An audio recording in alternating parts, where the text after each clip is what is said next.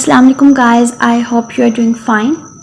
My name is Asha Sadiqa और हम अब ऑब्स्ट्रक्टिव स्लीप एपनिया और हाइपोपनिया डिसऑर्डर्स करेंगे। ये स्लीप रिलेटेड डिसऑर्डर हैं, लेकिन यहाँ पे ब्रीथिंग प्रॉब्लम्स आते हैं, जैसे कि ब्रीथिंग रिलेटेड स्लीप डिसऑर्डर्स। तो हम वो पैनिक अटैक्स से इसको ऐसे डिफरेंशिएट करेंगे और इसकी हिस्ट्री हमारे पास होगी। उस बंदे की जब हमारे पास हिस्ट्री होगी, हमें पता होगा अच्छा कोई ऐसा ट्रॉमा है नहीं है, या फिर उसको कोई परेशानी है, प्रेशर वगैरह लिया है नहीं लिया। उसके बाद फिर हम सोमनोग्राफी यहाँ पे भी हमारे बहुत काम आ जाएगी। उसके बाद हम दूसरी भी चीज़ें उसकी कंसीडर करेंगे। उसके बाद फिर हम बहुत आराम से इसको पैनिक अटैक से डिफरेंशिएट कर सकेंगे। उसके बाद अटेंशन डेफिशिएंट और हाइपर एक्टिविटी डिसऑर्डर। अब हाइपर एक्टिविटी डिसऑर्डर क्या, उस बंदे को बेचैनी लगी होती है और वो जब सोता है तो फिर जाहिर सी बात है, फिर जब वो उठेगा तो उसको ऐसा कोई नहीं होगा कि अच्छा मेरा सांस नहीं आ रहा था, या ऐसा कोई मसला नहीं होगा, बल्कि जब वो उठे तो वो ज़रा एक्टिव सा होगा और उसके जो से दूसरे सिम्टम्स हैं, स्लीपीनेस और ये सारा कुछ, वो नींद ना मुकम्मल होने की वजह से होंगे अगर होंगे, वरना फिर जब वो सोएगा तो आराम से सोएगा। ठीक है। उसके बाद फिर हम सब्सटेंस मेडिकल इंड्यूस इंसोम्निया और हाइपरसोम्निया। अब यहाँ पे यही चीज़ है कि उससे भी अब मेडिकेशन की वजह से या फिर दूसरे के उस सब्सटेंस यूज़ की वजह से अगर हमारे इंसोम्निया या हाइपरसोम्निया ज़्यादा सोना और इंसोम्निया ना सोना, अगर ये दोनों शिकायतें आ रही हैं, ठीक है, तो वो तो हम देखेंगे अच्छा इंसान, सबसे पहले हमने ये देखना है वो मेडिकेशन कौन सी यूज़ कर रहा है, क्या मेडिकेशन के कोई साइड इफ़ेक्ट्स तो नहीं आ रहे, क्या कोई ऐसी चीज़ जो सब्सटेंस के लिए यूज़ हो रही हो उसकी वजह से तो नहीं उसको ये शिकायत आ रही।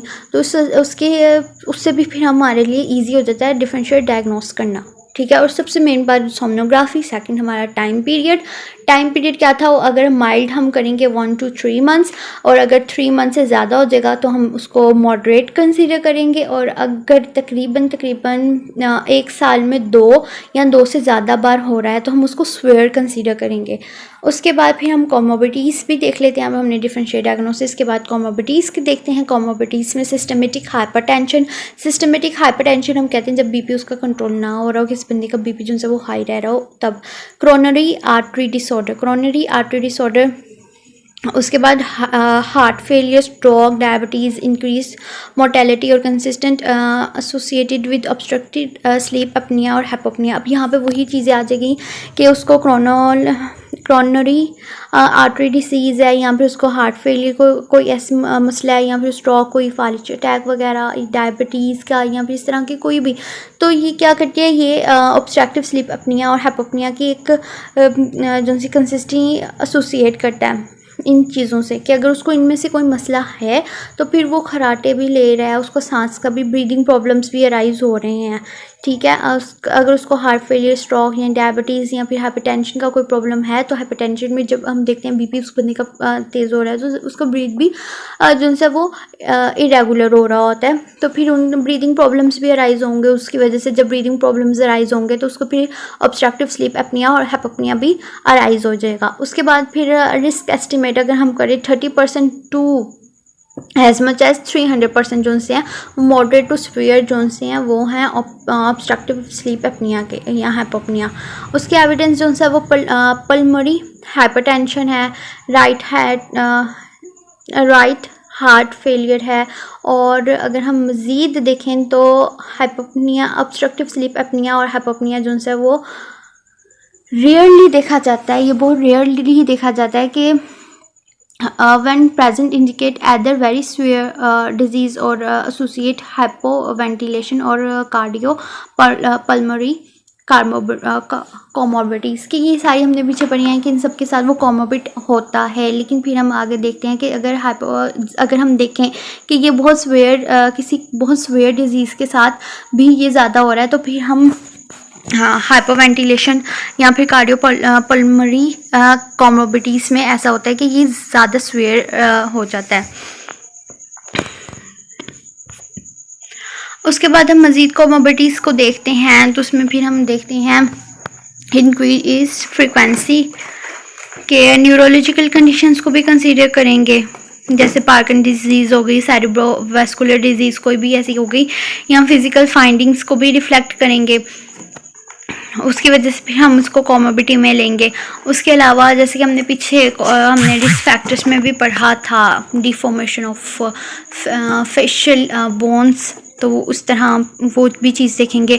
उसके बाद फिर हम देखते हैं कि 1/3 इंडिविजुअल जो से होते हैं वो evaluation of obstructive sleep apnoea, hypopnoea, report symptoms of depression, कि उनमें डिप्रेशन भी देखने को मिल रहा है। तो फिर हम देखेंगे कि उनके डिप्रेशन स्कोर्स कितने आ रहे हैं। अगर 10% डिप्रेशन उसका स्कोर है तो हम मॉडरेट टू सीवियर डिप्रेशन आ रहा है, तो फिर हम इसको कॉमोबिटी डिप्रेशन के साथ भी आ रही है। उसके बाद अगर हम देखते हैं तो इसकी जो सी सीवियरिटी है ऑब्स्ट्रक्टिव स्लीप एपनिया और हाइपोपनिया की, वो मेजर करते हैं एपनिया हाइपोपनिया इंडेक्स के साथ, और इसको कोरिलेट करते हैं severity of symptoms of depression के साथ। उसके बाद फिर हम ये देखते हैं कि फ़ीमेल्स, वही बात के stronger in male than in females के, ये जो है ये मेल्स में ज़्यादा है फीमेल्स की बनिस्बत।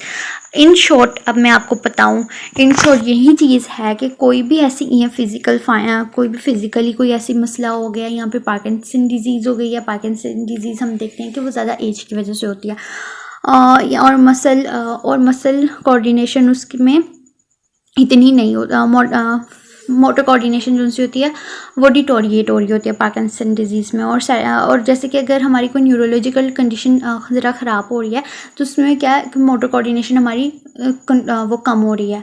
इसी तरह जब हम सब्सटेंस यूज़ वगैरह देखते हैं उसमें भी हमारी मोटर कोऑर्डिनेशन जो सी वो डिटोरिएट हो रही होती है। तो यहाँ पे यही चीज़ है कि कोई भी ऐसी हाइपरटेंशन में हम देखते हैं कि हमारे जो से हाई ब्लड प्रेशर की वजह से हमारा ब्रीथ प्रॉब्लम भी अराइज होता है। तो यही सारी चीज़ें, वो सारी चीज़ें जो कि ब्रीथ रिलेटेड हैं, उसकी वजह से हमारे जो से उन सब के साथ ये कॉमोबिट हो रहा है, स्लीप एपनिया हाइपोपनिया, उन सब के साथ कोऑर्डिनेट हो रहा है। उसके बाद फिर हमने ये उसके बाद ये बात हुई है कि डिप्रेशन के साथ भी ये देखा गया, और ये देखा गया है कि अब फिर हम उसके क्या कहते हैं कि डिप्रेशन का रेट जो है वो 10% या 10% से ज़्यादा कंसिस्टेंट आ रहा है, तो फिर हम इसको कंसिडर करते हैं कि अच्छा मॉडरेट टू सीवियर डिप्रेशन के साथ भी इसके सिम्टम्स जो से होते हैं वो देखने को आ रहे हैं। उसके बाद फिर अब हम इसके ट्रीटमेंट्स की बात कर लेते हैं। ट्रीटमेंट्स में फ़िज़िकल डिवाइसेस इस्तेमाल होते हैं, लाइक हम पॉजिटिव एयरवे प्रेशर मास्क इस्तेमाल करते हैं, फेस के ऊपर कोई माउथ डिवाइसेस भी इस्तेमाल कर सकते हैं। या फिर हम हायर अपर बॉडी पोजीशन हम क्या करते हैं, जैसे कि जिसको अक्सर जब हम मरीज़ वगैरह देखते हैं तो हम अक्सर जो से स्पेशली हॉस्पिटल में कभी भी मरीज़ को वो लोग कम ही बिल्कुल सीधा लिटाने की कोशिश करते हैं। वो ज़रा उनका बेड ज़रा हाई, पीछे से ज़रा हाई, अपर बॉडी जो सी वो ज़रा ऊपर की तरफ रखते हैं।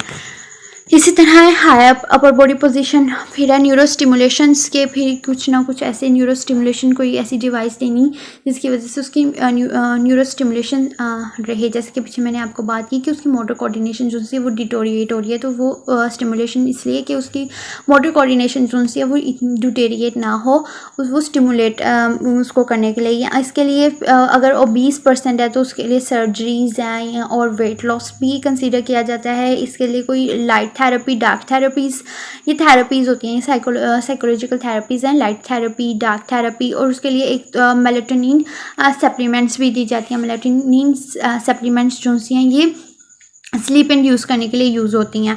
और स्लीप डिप्रीवेशन फेज एडवांसेस, कि अगर उसको कोई भी ऐसा मसला है जिसमें मतलब कि उसके लिए ये थेरेपीज़ भी यूज़ होती हैं, जिसमें हम जो सी उसकी जो सी स्लीप पोजीशनिंग और स्लीप क्वालिटी जो सी है वो बेटर करते हैं। और उसके बाद ये जैसे कि मैंने आपको पहले भी दिखाई हैं, ये इसकी नेसल कैविटी और माउथ कैविटीज़ नहीं किस तरह मसला हो रहा है, और ये जैसे कि आपने पहले भी देखी है। Thank you for watching. और अगर आपको कोई भी मसला है, कोई भी क्वेश्चन है, कोई भी ऐसी टर्म है, वैसे मुश्किल टर्म्स जो होती हैं वो मैं इसलिए इस वीडियो में कर देती हूँ क्योंकि वैसे ही आपको बहुत ज़्यादा समझाना होता है, फिर वीडियो बहुत ज़्यादा लंबी हो जाती है और फिर बोरिंग भी हो जाती है।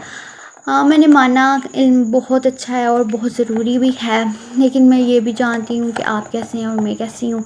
हम इल्म में ज़रा काम चोरी से काम लेते हैं, तो इस वजह से अगर आपको फिर भी कोई क्वेश्चन है तो आप कमेंट में कर दीजिएगा। इंशाल्लाह आपको मैं ज़रूर रिप्लाई करूँगी। और अगर आपकी कोई भी रिक्वेस्ट है, कोई भी फरमाइश है तो आप कमेंट में वो भी कर दीजिए। और अगर आप इस चैनल पर न्यू हैं, सब्सक्राइब ज़रूर करना है। और अगर आप जाना चाहते हैं तो चले जाएं। अल्लाह हाफ़िज़। वीडियो ख़त्म है।